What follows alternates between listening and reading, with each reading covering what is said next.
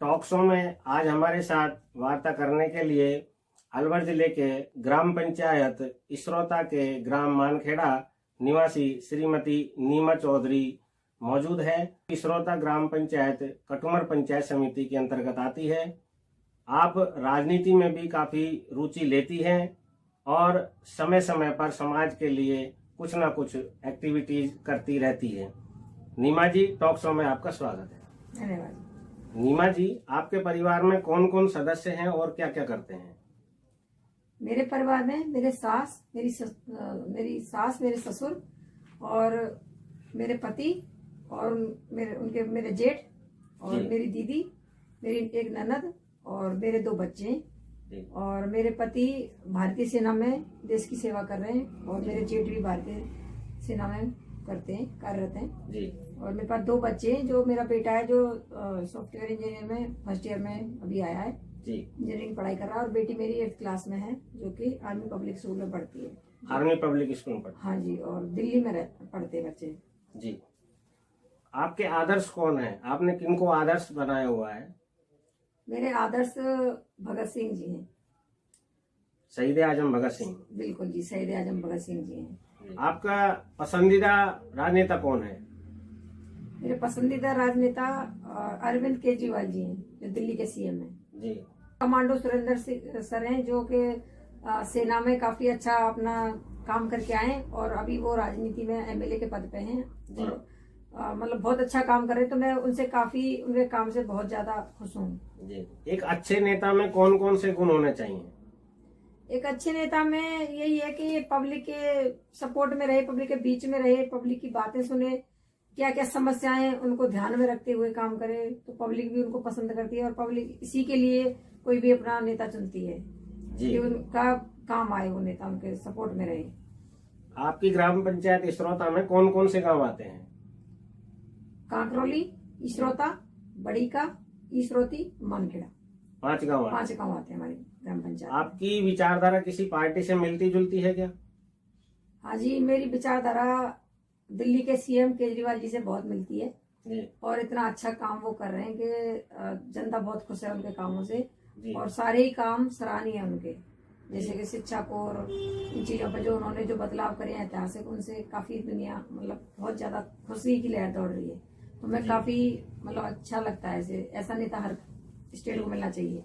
यदि एक सवाल मैं आपसे ये पूछूं कि कहीं भी अगर कोई विकास की बात करें, डेवलपमेंट की बात करें या कहें कि कोई सुधार होना चाहिए उस क्षेत्र में, किसी भी, चाहे ग्राम पंचायत क्षेत्र हो या तहसील क्षेत्र हो या जिले स्तर पर, तो क्या क्या बदलाव वहां पर होने चाहिए आपकी नजरों में, जिनसे क्या है कि ग्रामीणों का स्तर सुधरे, आम जन का भी स्तर सुधरे? ऐसे कौन कौन से मुद्दे हैं कि अगर वहां पर उन पर ध्यान दिया जाए तो निश्चित रूप से एक विकास और बेहतर तरीके से हो सकेगा?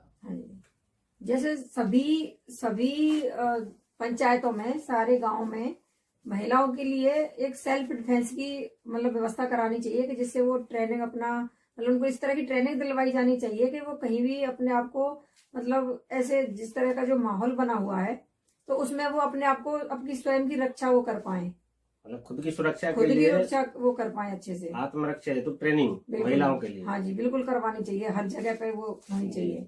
बिल्कुल, मुझे ऐसा लगता है जैसे सभी जगह महिलाओं को जागरूक और मतलब आत्मनिर्भर होना चाहिए, जिससे और उनके स्वरोजगार के अवसर उनको दिलाए जाने चाहिए, जैसे जिससे ताकि वो महिलाएं अगर खुद का कुछ अपना खुद का कर सकती हैं तो वो घर को भी आगे बढ़ा सकती हैं, घर के कामों में भी हेल्प कर सकती हैं, अपने बच्चों को भी कुछ अच्छा वो बना सकती हैं अगर खुद में, अगर उनका कॉन्फिडेंस लेवल उनका हाई होना चाहिए। तो ऐसी व्यवस्था करानी चाहिए कि महिलाओं को अच्छी से अच्छी कोई चीज मिले या फिर उनको अच्छा सा कोई स्वरोजगार मिले, हाँ, आत्मनिर्भर हो जाए। ये तभी होगा जब महिलाएं जागरूक होंगी, आत्मनिर्भर होंगी। हाँ जी, हाँ जी जी। जैसे बीपीएल परिवारों को मिलने वाली सुविधाएं जो कि नहीं मिल पा रही हैं जी, तो इस तरफ भी ध्यान देना चाहिए और उनको पूरी उनकी जो बन रहा है उनका बीपीएल का जो उन्हें सुविधाएं जो मिल रही है वो दिलवानी चाहिए। बीपीएल परिवारों को सुविधाएं दिलवानी चाहिए? बिल्कुल जी, दिलवानी चाहिए जी, उनको मिलनी चाहिए उनकी जो सुविधाएं। जैसे विधवाएं महिलाएं, देखा गया है कि जैसे विधवाएं महिला है, विकलांग है, वृद्धजन है, तो उनको उनकी पूरी पेंशन नहीं मिल पा रही है। जी तो जनप्रतिनिधियों को चाहिए कि उनकी पूरी पेंशन उन तक पहुंच सके, तो ये काम उनको दिलवाना चाहिए, उनकी हेल्प करनी चाहिए, प्रयास करने चाहिए कि उनको उनकी पूरी पेंशन उनको मिल सके। देखा गया है कि जैसे सरकारी स्कूल हैं, उनकी बहुत ज्यादा उनमें समझ मतलब हो नहीं पा रही है कि बच्चे नहीं आते, उनमें उनकी हालत बहुत ज्यादा खराब हो रखी है, तो बच्चे भी नहीं पढ़ पा रहे हैं। तो मेरे हिसाब से मुझे लगता है ऐसा कि सरकार को सरकारी स्कूलों पर भी ध्यान देना चाहिए।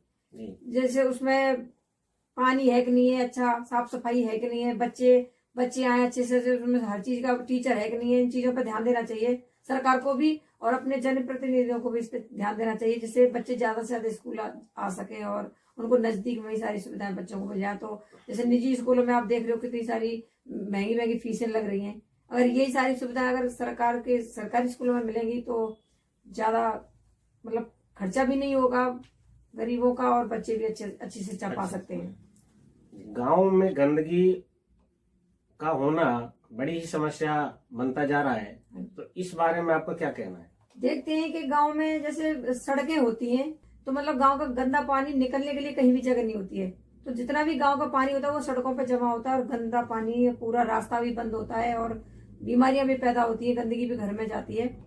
तो ऐसा वहां के जनप्रतिनिधियों को ये करना चाहिए, जनप्रतिनिधियों को, कि भाई सड़क के दोनों साइड नालियां बनाए, गंदे पानी को गांव के बाहर किसी सोखते गड्ढे में अगर वो करते हैं तो ना तो गांव की पोखर वगैरह खराब होंगी, उसके अलावा जो गंदा पानी है वो उससे बीमारियां भी नहीं फैलेंगी, एक जगह कहीं जाएगा तो गांव भी साफ सुथरा दिखेगा। तो मुझे ऐसा लगता है कि ये इस पर ध्यान देना चाहिए सरकार को भी और जनप्रतिनिधियों को भी।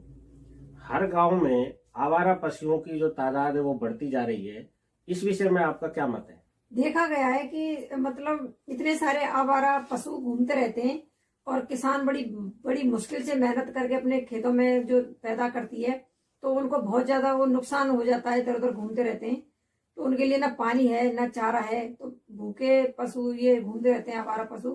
तो मुझे ऐसा लगता है कि ग्राम पंचायत के अंदर हर किसी उसके अंदर मतलब गांव के अंदर या क्षेत्र के अंदर पूरे के अंदर उनके लिए कोई ऐसी गौशाला या इस तरह का कुछ निर्माण कराया जाए, जिसमें भाई उनको भरपूर पानी और चारा मिल सके, तो किसानों का भी नुकसान नहीं होगा और उन्हें भी खाना पीना मिलेगा। तो और बहुत अच्छा मतलब माहौल भी अच्छा बनेगा वहाँ का, उस क्षेत्र का पैदा भी अच्छी किसान ले पाएंगे। तो पशुओं के लिए, आवारा पशुओं के लिए कोई एक ऐसी व्यवस्था हो जाए कि भाई वो गौशाला का निर्माण उसमें होना चाहिए। जी, गाँव में पशुधन को लेकर के क्या समस्या सामने आती है और उसका निराकरण क्या है? ज्यादातर देखा गया है कि एक तो पहले ही पानी की बहुत ज्यादा कमी है हर क्षेत्र में, और अपने राजस्थान में तो बहुत ज्यादा है। तो ऐसे में है कि हर किसी के पास इतनी सुविधाएं नहीं होती है कि वो अपने पशुओं को अपने घर में ऐसी व्यवस्था दिला सके कि भाई पानी अच्छे से उनको मिल जाए। तो मुझे ऐसा लगता है कि हर गांव के अंदर एक प्याऊ का निर्माण करवाना चाहिए जनप्रतिनिधियों को, जिससे हर गरीब और अमीर सबकी मतलब पशुओं को पानी आसानी से, मीठा पानी पीने योग्य मिल सके। ग्रामीण स्तर पर महिलाओं के सामने सबसे बड़ी परेशानी कौन सी होती है? इन परेशानियों का सामना महिलाओं को सबसे ज्यादा करना पड़ता है।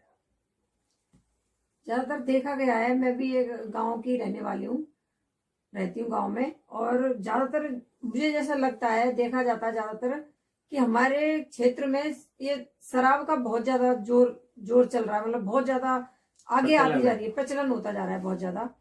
तो घर का कोई भी सदस्य शराब पी के आता है तो गाली गलौच देना, बच्चों से मारपीट करना, घर का माहौल खराब होता है, दिमाग खराब होता है लेडीजों का। तो सबसे ज्यादा परेशान है लेडीजें और बच्चे इसी चीज से होते हैं। तो हमारा सरकार से ये हमारी रिक्वेस्ट है कि शराब पे पूर्ण रूप से प्रतिबंध लगाया जाए, जिससे अगर घर में ये चीजें नहीं होंगी तो ना तो बच्चों पर ध्यान दे पाते हैं, जो भी अगर कोई शराब पी के घर में आ गया, माहौल खराब, ना तो बच्चों पर ध्यान दे पाते हैं, शिक्षा का स्तर भी पूरा ध्यान से नहीं जाता, तो गिरता जा रहा है। तो और जैसा माहौल बनेगा घर में, तो बच्चे भी कुछ ना कुछ सोच खराब होती है बच्चों की। तो ये तो प्रतिपूर्ण बिल्कुल बंद होना चाहिए, शराब पर पूरी तरह से पाबंदी होनी चाहिए एकदम पूर्ण रूप से। जी, यदि भविष्य में कभी आप जनता के बीच जाकर के चुनाव लड़ें और यदि जनता आपको आशीर्वाद दें और एक जनप्रतिनिधि बने आप, तो आपकी ग्राम पंचायत इसरोता में आप किन किन समस्याओं का समाधान करवाना चाहेंगी? जो समस्याएं जो हो रही हैं और हम देखते आ रहे हैं पिछले 22-23 साल से, तो ऐसा लगता है कि भाई आगे आना चाहिए जी ऐसी जगहों पे। और अगर हमें जनता का आशीर्वाद मिलता है, अगर हम चुनाव लड़ना चाहते हैं और अगर हम जनता के आशीर्वाद से आ भी जाते हैं, तो मेरा सर्वप्रथम काम ये रहेगा जी कि जैसे कि शमशान घाट हो गए अपने, जी तो उनमें क्या है, जैसे कभी आंधी बारिश तूफान का मौसम होता है, जी तो हमारे बीच में हमारे जैसे कोई गुजर जाता है जी तो उनके लिए कोई ऐसी व्यवस्था नहीं है कि भाई उनका वहां पे अच्छे से वो हो सके, दाह मतलब संस्कार हो सके। दाह संस्कार हो सके ठीक से। तो मेरा यही रहेगा कि भाई वहां पे जैसे टीन शेड बनवा दिया जी पक्का, और पानी की भी पूरी व्यवस्था वहां पे होनी चाहिए, क्योंकि शमशान घाट के अंदर बिल्कुल पानी का होना चाहिए। जी तो ये मुद्दा मुझे लग रहा है कि भाई ये होना चाहिए। मुझे ऐसा लगता है कि जैसे हमारे गांव के स्टैंड से लेके किसी भी गांव को आप देख लो, पूरे गांव में बहुत ज्यादा अंधेरा रहता है रात के टाइम, और 7 बजे के बाद कोई बाहर नहीं निकलता है और इतना सुनसान हो जाता है कि मुझे ऐसा लगता है कि इन पे जैसे कि बिजली के खंभे हैं, तो स्टैंड से लेके पूरे गांव के जहाँ भी लट्ठे हैं, गलियां, कोई भी गली हो, चौराहा हो, हर जगह पे स्ट्रीट लाइट की मतलब लगना चाहिए, जहाँ पे पूरे गांव में मतलब उजाला रह सके। उसके बाद जैसे कि अपना जैसे मिनी पावर हाउस, जो बिजली की सप्लाई ज्यादा से ज्यादा हो सके, तो मिनी पावर हाउस की स्थापना, अगर मुझे ऐसा मौका मिलता है तो बिजली के मिनी पावर का स्थापना मैं करवाना चाहूंगी जी सबसे ज्यादा। मुझे ऐसा लगता है जैसे कि अपने गांव में दूर दूर से जैसे लोग जाते हैं, गाड़ियां चलती हैं दूर दूर, तो उसमें क्या है, जैसे अपने गांव का एक बड़ा सा गेट बना के और उस पर नाम के हिसाब से कि ये फलाना गांव है, ये ढिमका गांव है, तो ये सारे बड़े गेट होने चाहिए। बड़ा गेट होना चाहिए, बड़ा नाम, गांव में एंट्री गेट बड़ा नाम के साथ। जैसे कि अपने मानखेड़ा गांव में बहुत बड़ी पंचायत की जमीन है, तो उसमें जैसे कि मिनी स्टेडियम जैसे बन जाता है, तो हमारे क्षेत्र के लड़के लड़कियां जो कि सेना की भर्ती में अपनी तैयारी कर सके अच्छे से, और अपने पुलिस की भर्ती की तैयारी कर सके अच्छे से, जैसे कि स्पोर्ट्स में बच्चे आगे आने चाहिए हमारे क्षेत्र के, जो कि कहीं अभी तक ऐसा कुछ मुझे लग नहीं रहा है कि ऐसा कुछ हमारी व्यवस्था है यहाँ पे।